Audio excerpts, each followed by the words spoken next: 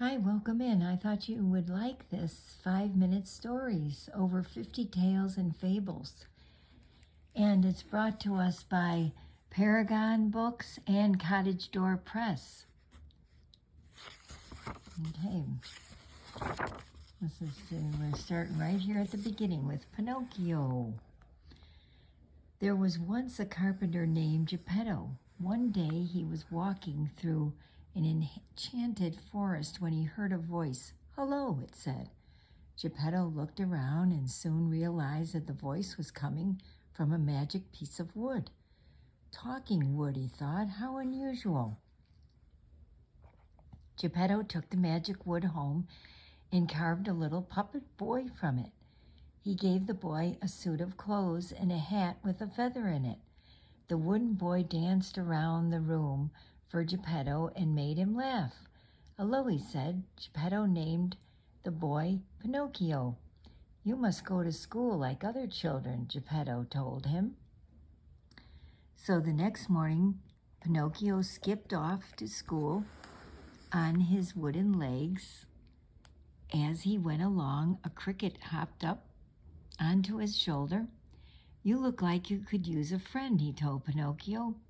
"I will help you learn right from wrong." A little farther down the road, Pinocchio met a fox and a cat. They had heard the sound of lunch money jingling in his pocket. "Don't bother going to school," said the fox. "Come and play with us instead." Pinocchio, not knowing any better, thought that sounded like a good idea.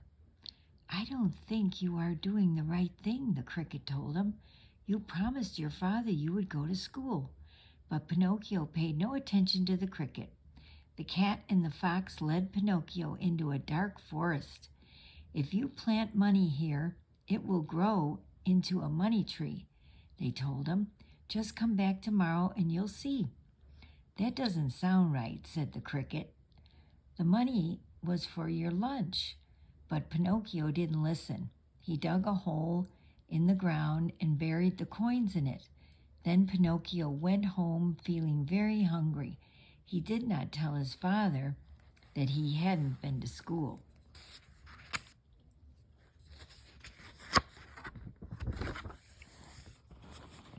The next morning, Pinocchio didn't go to school either. Instead, with the cricket on his shoulder, he skipped into the forest to find his money tree. When Pinocchio reached the spot where he buried his coins, there was no money tree. He dug down to look for the coins he had planted, but they were gone. "The fox and the cat have played a trick on you," said the cricket. "They just wanted to get your money." Pinocchio felt rather silly, but he pretended he didn't care. He stomped off into the forest. "I'm going on an adventure," he said. The little cricket begged him to go back to Geppetto, but Pinocchio walked on until it was dark and he was a little scared. Soon they came to a tiny cottage. Pinocchio ran to the door and knocked loudly. A pretty fairy with turquoise hair answered the door. "We're lost," explained Pinocchio. "Please, can you help us?" The fairy invited them in and gave them some food. "Why are you so far from home?" she asked kindly. Pinocchio did not want to tell her that he had disobeyed his father. "I was chased by a giant," he lied. Suddenly, Pinocchio's nose grew a little. "The giant was taller than the trees," continued Pinocchio. Pinocchio's nose grew some more. "And I ran into the forest to escape," he continued, and Pinocchio's nose grew again. He touched it in wonder. "I have put a spell on you," said the fairy. "Every time you tell a lie, your wooden nose will grow."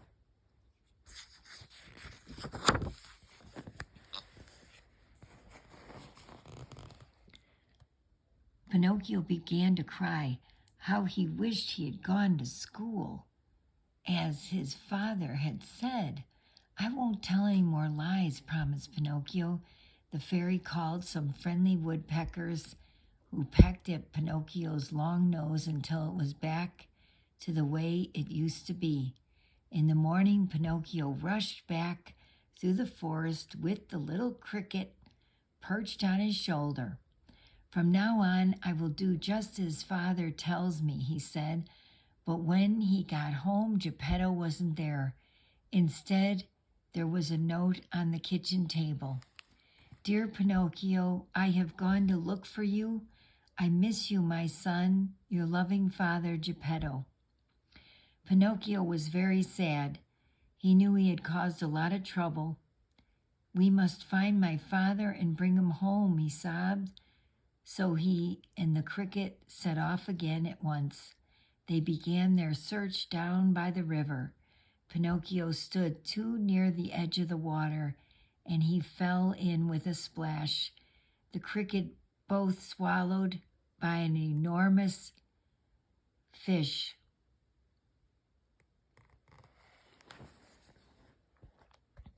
There, in the fish's tummy, they found Geppetto. Pinocchio hugged his father tightly. I won't leave you again, he said. The clever wooden boy took the feather from his hat and tickled the fish.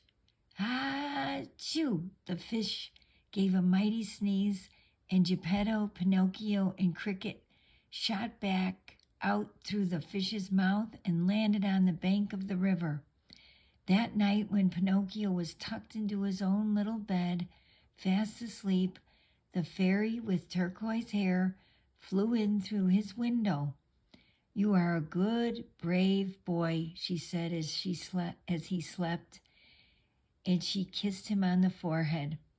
When Pinocchio woke the next morning, he found that he was no longer made from wood. He was a real boy. From then on, he was always a good son to Geppetto and the best of friends with the cricket, who didn't need to tell him right from wrong ever again. The end. How nice. I love that story. That was so good. I hope you enjoyed it too. Okay, see you again soon. Have a good day.